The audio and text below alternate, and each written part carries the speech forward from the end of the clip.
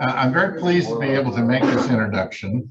And in the year before I retired, I actually got to work with Jordan a little bit. And what that really means, he got to listen to me talk, and he worked on other things while he was kind of zoning me. But as a lifelong duck, you'll understand why this is a very difficult introduction to read for you. Jordan Bice grew up in Lake Oswego and got his bachelor's degree from the glorious, prestigious, illustrious University of Washington. Majoring in political science, minoring in music, and parading around with a husky marching band. And I actually have a picture of him in his uniform.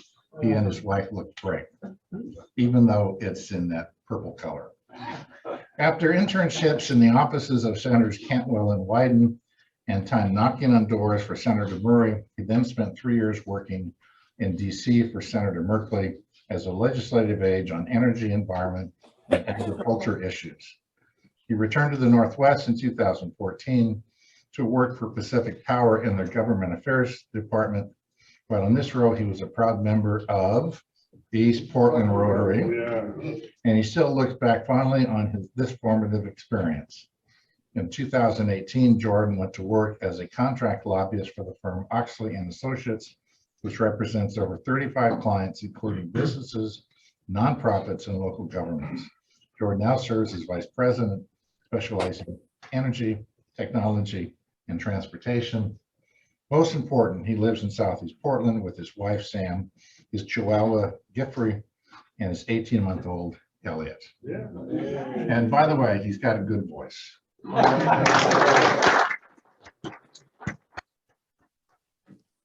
you, everybody. Good to be back.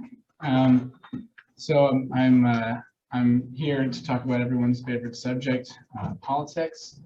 I promise to not have an opinion, but I'll leave some questions. I'll leave some questions at the end as well, because it's definitely not intuitive. A lot of it doesn't make any sense. I promise I'll explain as best as I can. But if it doesn't make sense, then you're probably not the only person who's confused by it. Really quickly, just a little bit of context. Yeah, work for Oxley and Associates, vice president. We are a contract lobby firm based here in Portland, but we do most of our work at the state level in Salem, with a little bit of city representation as well. But really, what does that mean? What is a lobbyist? And I know there's a lot of connotations to it. A lot of it's based in truth from the past, but I promise you, I don't bribe people or lie or go into dark alleyways to exchange goods and services to get things accomplished. But Thank You for Smoking is a very good movie, but it's not exactly what I do. Really what lobbying is about representation. People don't have the time or inclination to go themselves to the Capitol and lobby legislators. You can always petition your government, you can always write in letters, talk to your own representatives and senators, but you have day jobs and better things to do, honestly, than that. So what will oftentimes happen is you'll have a lobbyist. Everyone here has several lobbyists, and you probably don't know that. If you are in heating and cooling, you have probably part of an association that has a lobbyist. If you were a teacher, you probably have a lobbyist as well if you're part of the union. If you ride a bus, you have a lobbyist. Everyone in here, it's no matter what it is, there's someone out there to advocate for you. If you shop at Fred Meyer, I'm your lobbyist. So there's the main thing that we do is just, on one part, we play weathermen. What's the future look like? What can we expect as a business, as a nonprofit? And if things are going poorly or need to be changed, we can help express those concerns about different legislation or different rules in place and try to change them. Oftentimes, other organizations we represent just want us to tell them what's going on and keep them informed and spread awareness about the good things that they do. Our firm has kind of the full spectrum of clients, and we've got everything from nonprofits. We do pro bono for American Red Cross and a local nonprofit here in Portland called Friends of Baseball. We've got a lot of Fortune 500 companies as well, including Apple and Amazon Web Services, and then local retail, Fred Meyer, Safeway, and all the way to we have a giant tobacco company too. So it's the theory that we stick by is that everyone deserves representation. And as long as you're doing it the right way and ethically and telling the truth and expressing views, I don't know, in the same, through the lens of the four-way test, I should say, then yeah, you deserve representation. And I should also add that even if you still don't believe me that we do try our best to be as ethical as possible, know that if a lobbyist is not telling the truth or has bad information or has a bad reputation or treats people poorly, they're probably not going to be trusted in the future. They're probably not going to be let into a certain legislator's office, and they could actually be kind of kicked out of the lobby. You're only as good as your word, and information, good information is our currency. So that's kind of the overall of that. I have one more quick historical note that where the term lobbyist comes from. Historically, President Grant was a fantastic drunk, and you would go every night to I believe the Willard Hotel in Washington, D.C. for a drink. People found out about that habit and started meeting him in the lobby of the Willard Hotel to talk about their own issues. And they were very effective in getting things accomplished by just talking to him over a cocktail. And so that's where the term comes from. So I will kind of set the scene for first what happened in the last legislative session. The 2022 legislative session here in Oregon was a short session. We've only had these for a little over a decade. It used to be every 2 years because 150 years ago, or a little bit less, most people were farmers and they, come in on horse, be a legislator, go back home to actually live their lives, and come back a couple of years later. Now it's every single year, but on a shorter time frame. So in odd numbered years, it's 6 months, and even numbered years like this year, it's only 35 days. So the idea there was, well, we're going to pass a lot of bills in the long session. We have some budget things that will change between now and then. Let's come back and just make a few tweaks. We can leave the time open to have the conversation if we need to. Unfortunately, that's not actually how it's played out. Instead of being just a session for budget tweaks and small changes to bills, it ends up just being a very hot, contentious, condensed version of the long session. And on top of that, it is the campaign cycle being just a few months away is the elephant in the room on everything.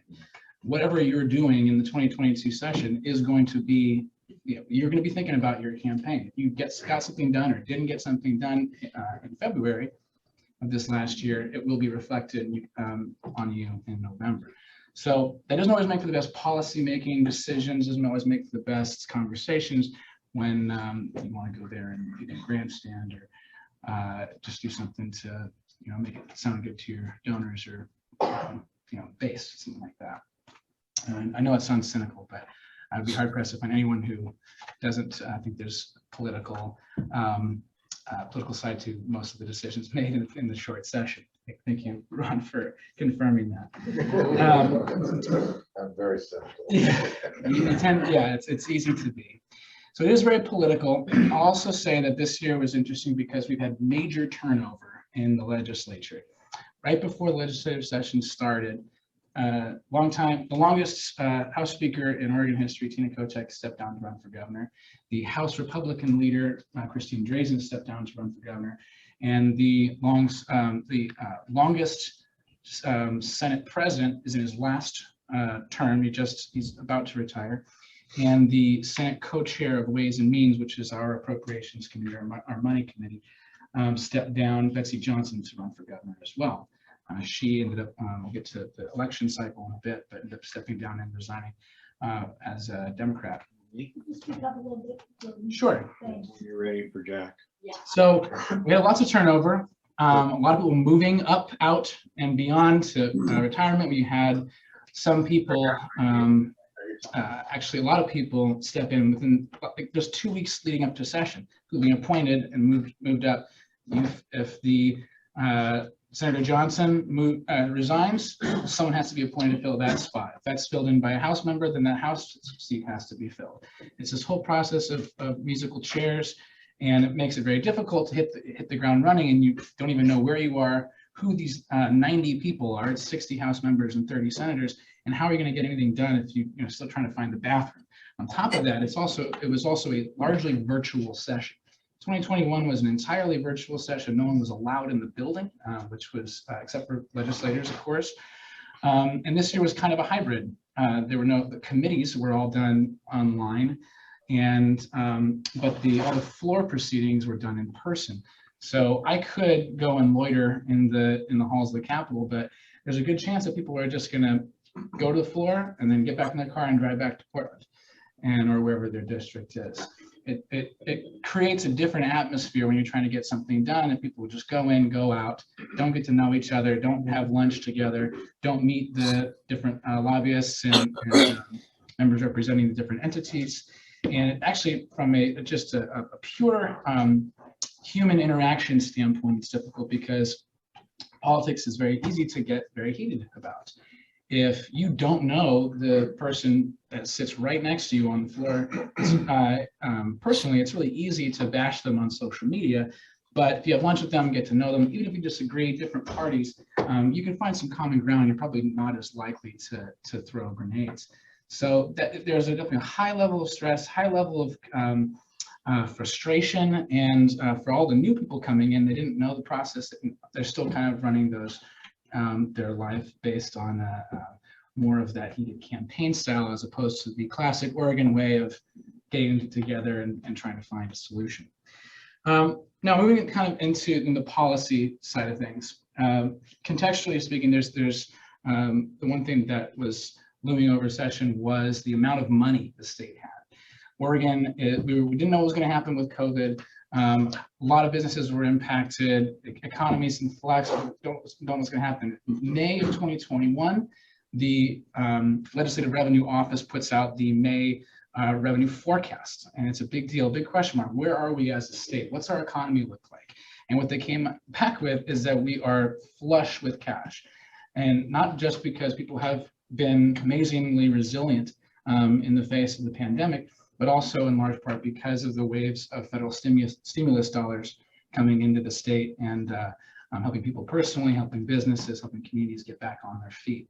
So when you got a lot of money, a lot of people want that money. You had we had about $4 billion to play with in terms of appropriations capacity for the Ways and Means Committee.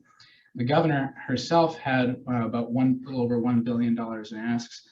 And but the rest of the legislature combined had over $7 billion in asks. That's a lot of people that have to be turned down and declined. That hey, sorry, I'm sure your program is great. I'm sure your courthouse in Eastern Oregon is great and needs rehabilitation. But it's hard to say yes to everybody when you want to. And that's on top of the fact that bills actually also cost money. So that was just straight asks. We want money for this.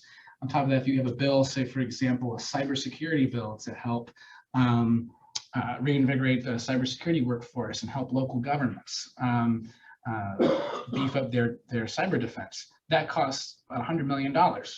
That didn't pass this year in large part because of the funding component to it, no matter how important that is.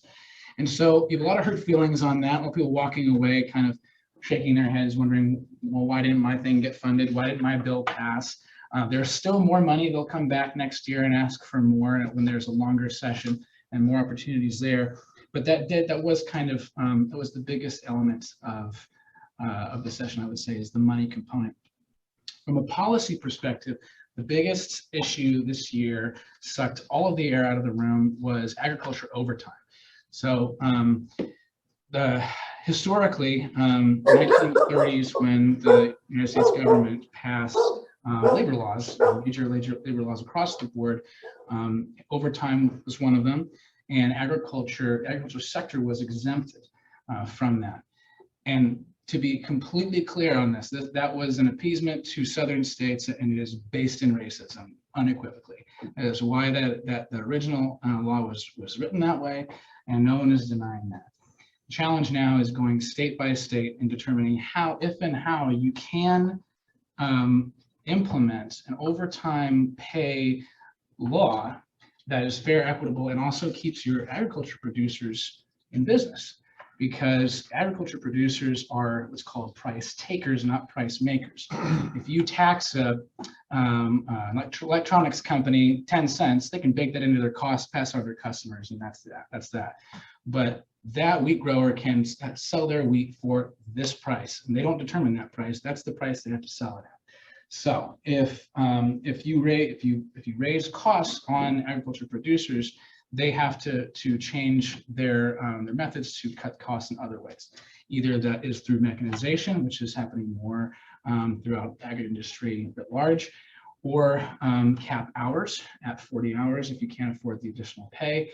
And if you were a worker who does want to work beyond that to make ends meet, then you'll have to go to a different ag operation to continue working beyond the 40 hours. So it's there is in the bill that ultimately passed, there is a tax credit that is meant to help agriculture producers make ends meet to some extent. It is a very strange tax credit, to be honest, as well functionally. First of all, tax credits, it's not money up front. You're applying for that tax credit and hoping you get it in the back end. And it phases out.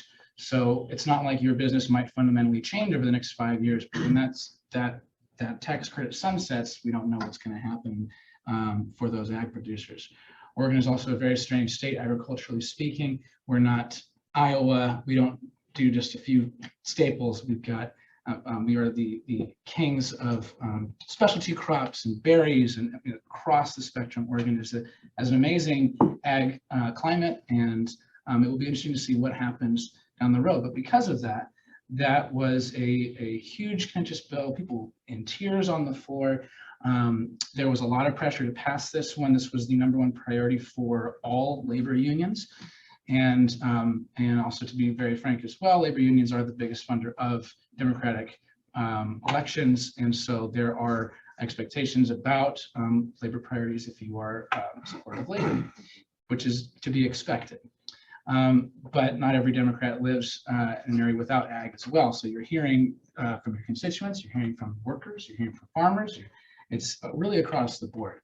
And those are the types of issues that are not always as much fun as going and trying to get that money for your courthouse, but they can take up a lot of time. And in a short session of only 35 days, that can be difficult as well. Time. Okay, moving on. So that was the big one that did pass. One thing that did not pass was legislator pay. Legislators only pay about $30,000 a year. And politically speaking, the idea of raising money to pay your politicians is one of the most unpopular things in politics. But on the other hand, it does make it very difficult for a diverse legislature. You basically have to be independently wealthy and or retired to run for office, or a few people who have been in office live on their parents' couches and things. They don't last very long typically, but legislator pay increase did not pass for a number of reasons. And then we also saw a number of people announce that they're not running for re-election because they couldn't feed their family on that pay. But now that's over. That ended at the first week of March. Everyone goes home and licks their wounds and moves on immediately into campaigns, everyone's favorite subject as well.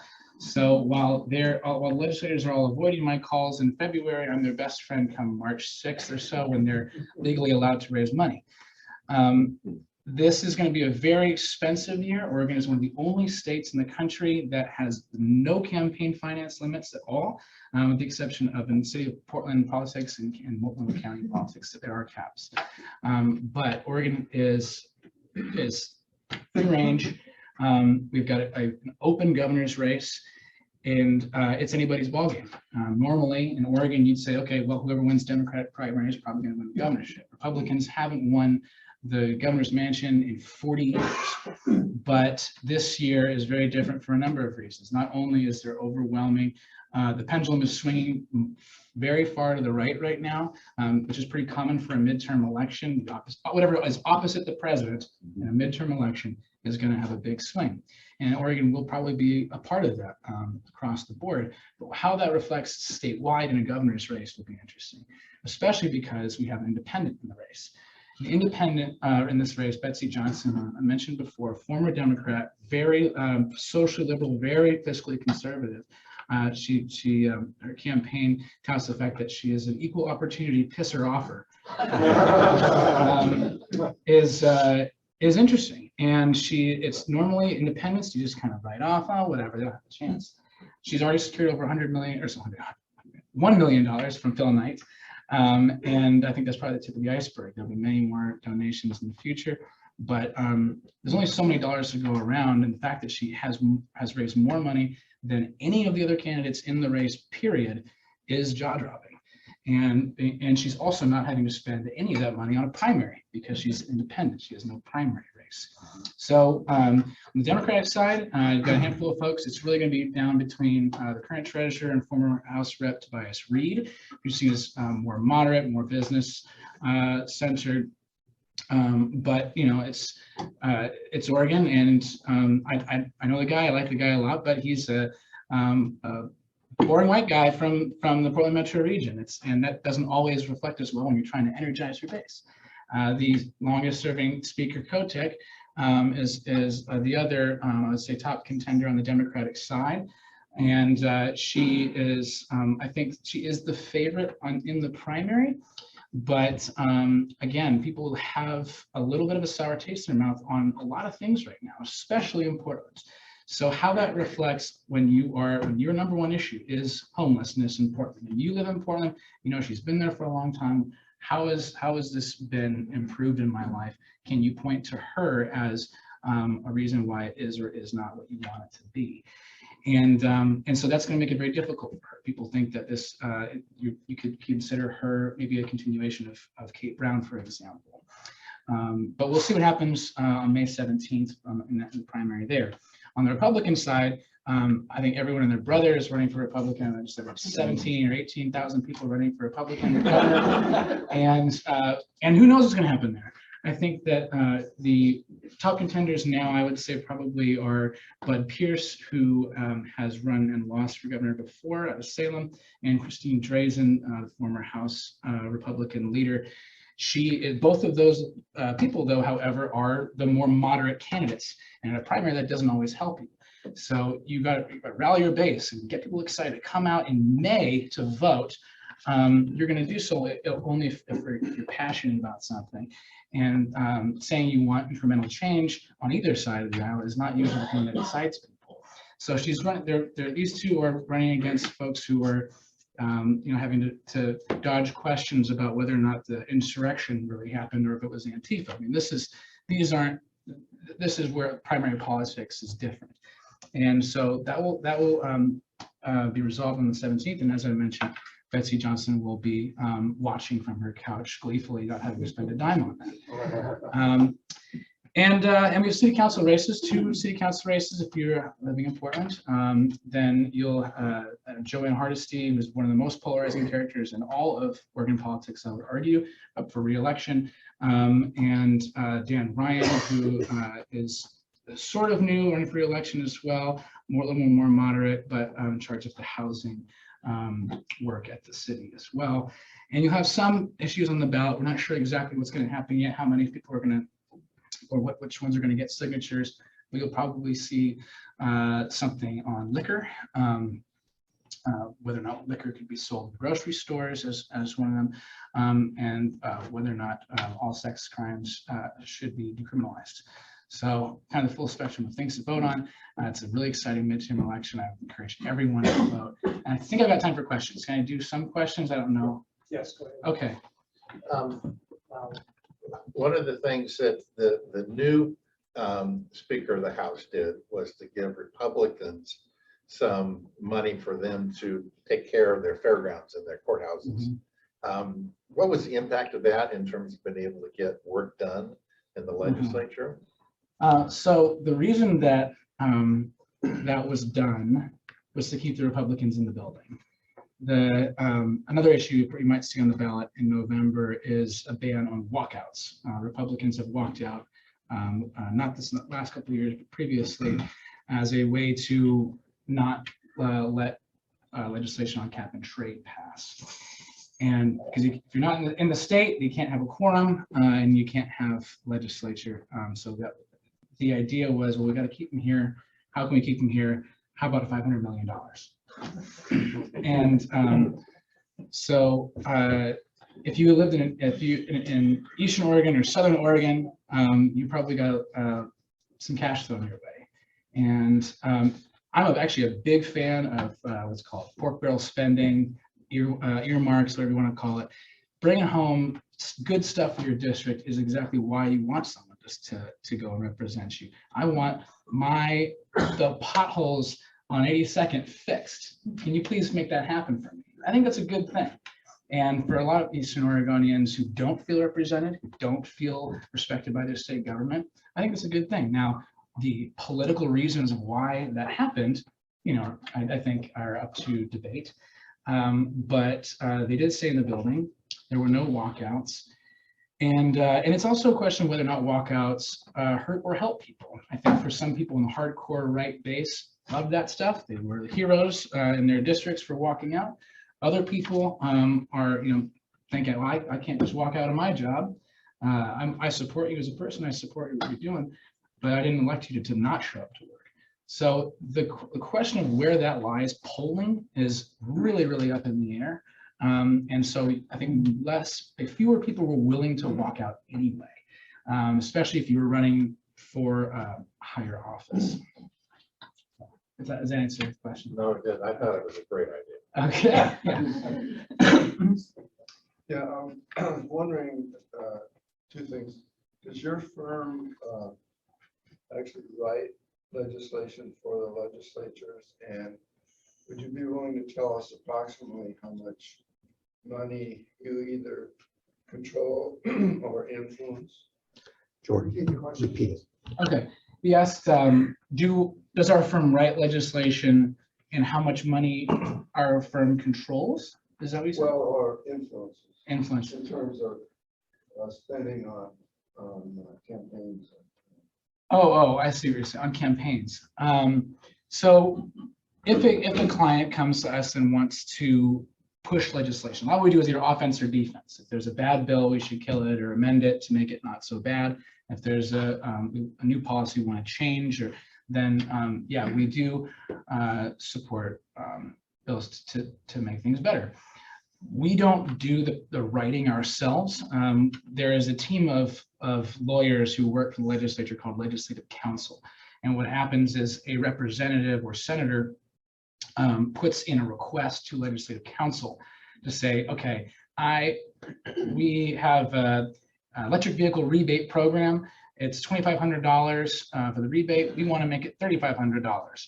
The legislative counsel takes that, finds the relevant statute, writes up a bill for you, turns it back to the legislator and says, here's your bill. You can work with them to amend it, to change wording, and you just go back and forth that way. So we don't do the actual writing. Legislative counsel has to go through that, and it has to go, the requests have to be submitted by actual legislators. As much as I would love that power, we still actually do have a representative democracy, and they have to actually make the decision to choose to do that on your behalf.